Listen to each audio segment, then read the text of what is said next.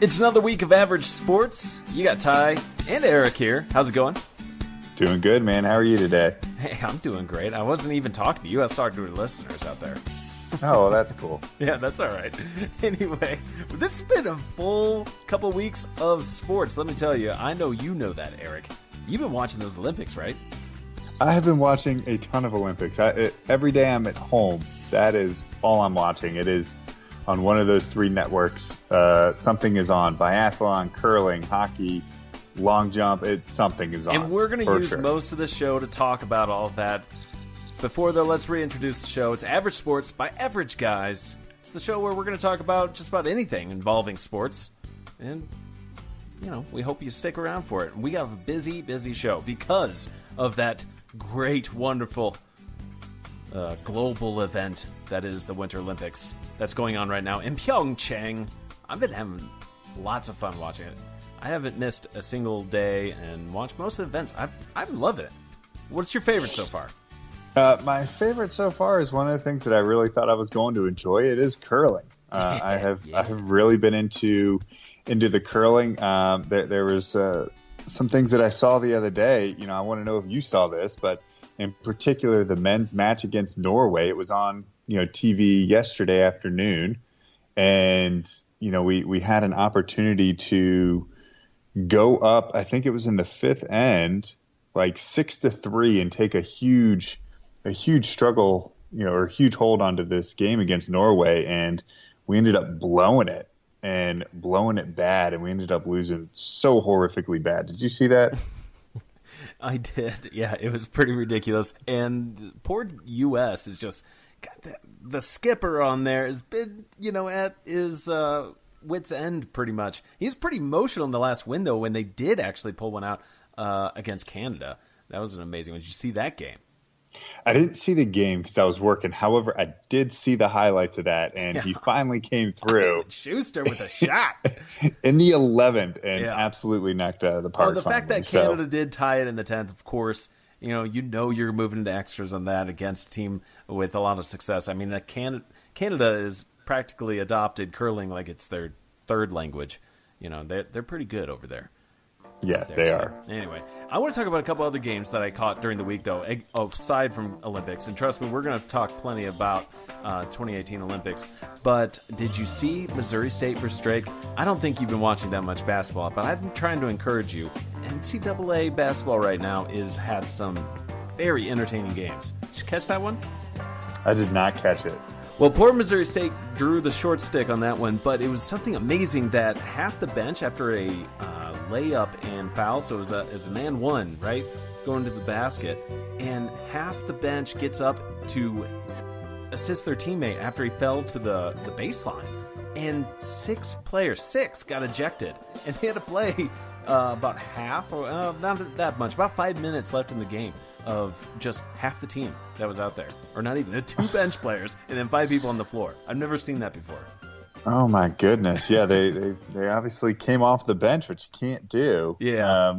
So it makes sense, but yeah, that was probably 6 ejections. It's crazy. That's a lot. Then they came back. They were down against Drake. They took the lead with about 9 seconds left. Drake drills a 3-pointer with only a fraction of a second left on the clock by the time they marched down to the other end of the court. It was a pretty wild scene down there in Springfield, Missouri.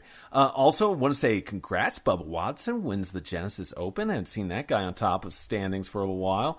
That guy's taking home a few mil. And I also do want to say women's curling, changing gears right back to the Olympics. Did you catch their match lately? I think their last one, who was it, against Sweden? I didn't see them play Sweden. I did see them play Canada. Okay. Maybe it was against them where they won just by an inch. It was awesome. If you're not a fan of curling, all you have to do is watch a couple of matches and you'll get hooked.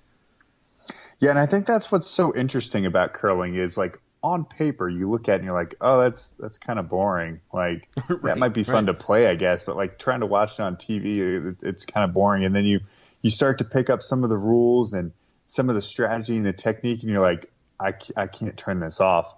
This is the most amazing thing I've ever seen on TV ever. And they do such a nice job with the pace of play in that sport because they have kind of like in chess, you get a play clock, and if you're if you run out of your 30 minutes of time, then you will have to DQ. So those guys always have to keep moving, even though they do get a team timeout, which I won't understand that one. And then they take an intermission as if they're really working hard out there. That's one of my favorite things to see, though, is that like after the fifth end, the team's having a snack and replenishing the fluids, talking about strategy. Yeah, it's like, how hard are they actually working? Which reminds me, though, I heard a very interesting story even just this morning about the Olympic athletes of Russia, right? OAR. We'll just call them for the rest of the show because I think they'll come up when we talk about hockey.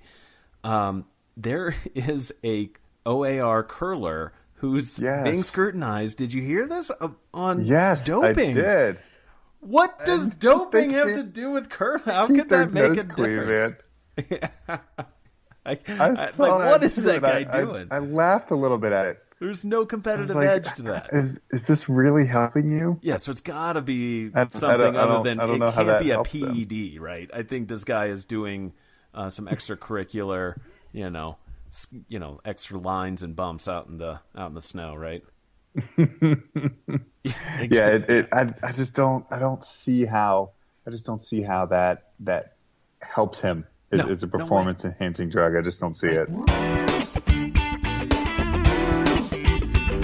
That was too funny of a story to hear.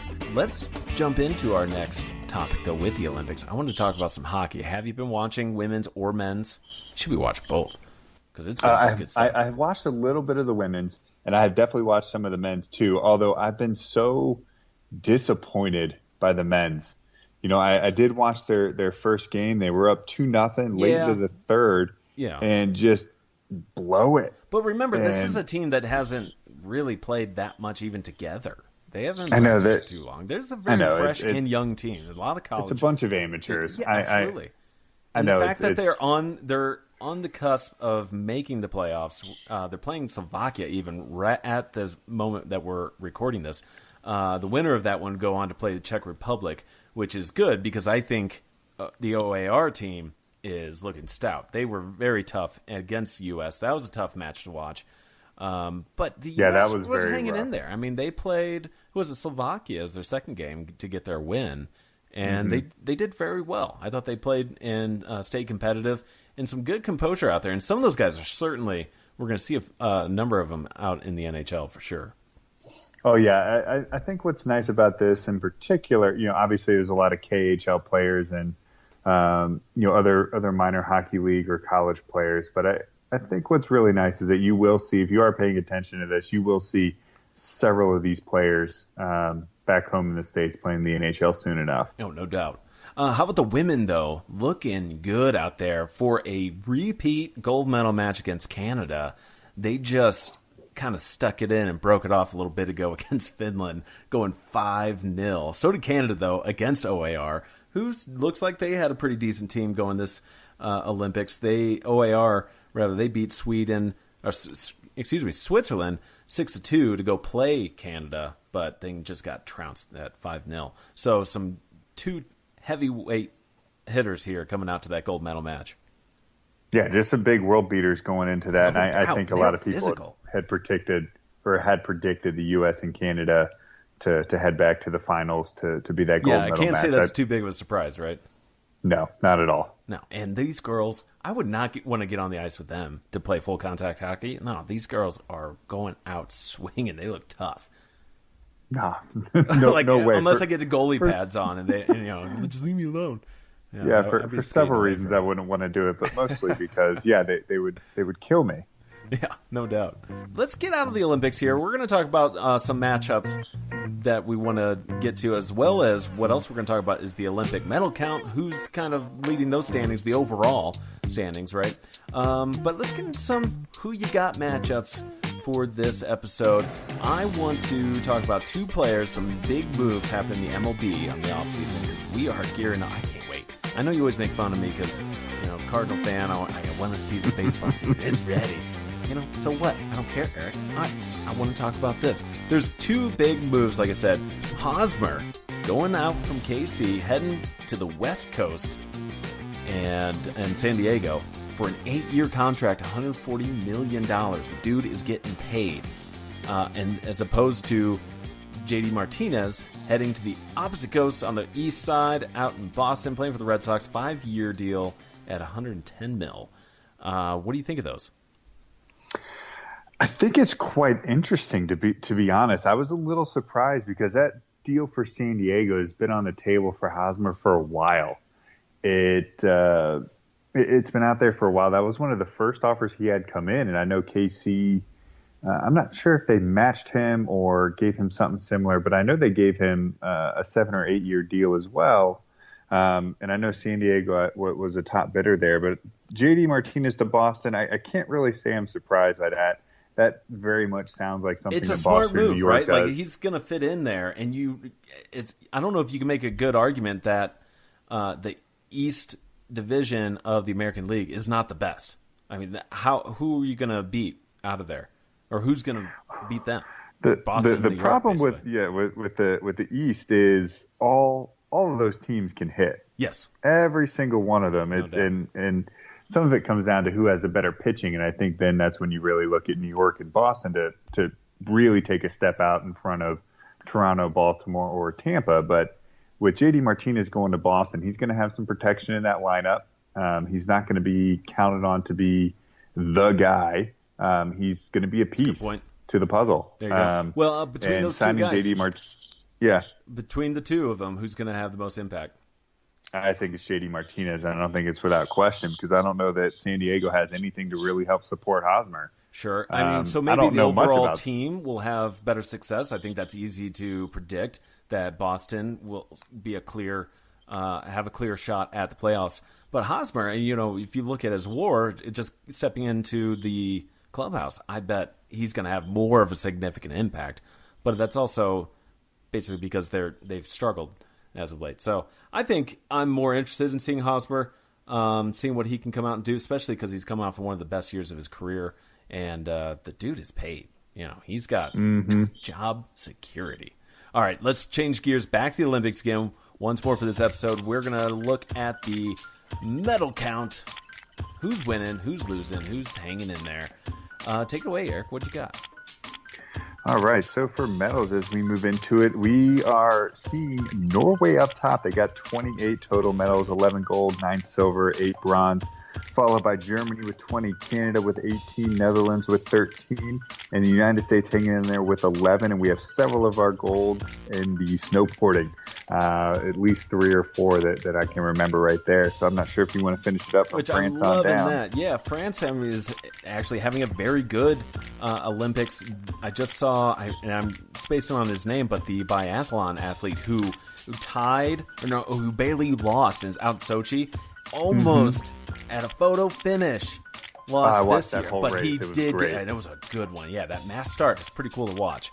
OAR, no golds, but 11 medals total. Austria is also sitting at 10 total, along with Japan. Sweden, South Korea, and Switzerland all share 7 medals apiece, with Sweden at 4 gold, South Korea, the host nation, looking at 3, and Switzerland at 2. After that, you got looking at 7 medals as well, going to China, Italy, Czech Republic at 6, and it kind of starts to dwindle in from there. So some good distribution until you get to the top when you're looking at Norway and Germany just running away with it pretty much. Canada also having a stellar Olympics. I'd like to see a few more medals come the U.S. way. I think we got the talent. We have certainly enough of the athletes out there as well. But, well, time will tell. That's going to do it, though, for our show. As a quick wrap-up, I wanted to mention, take a look at the U.S. women's and men's hockey. Go cheer for those guys. Some good stuff. And, of course, the curling matches. We still got a couple more for the men's. And then OKC is playing Golden State coming up. Houston versus Denver. I like that matchup because Denver fighting for a playoff spot as they close out the rest of the season. That's it for our episode. It's Average Sports by Average Guys. And don't forget to like, subscribe, share, and tell your friends, and we'll see you guys next time.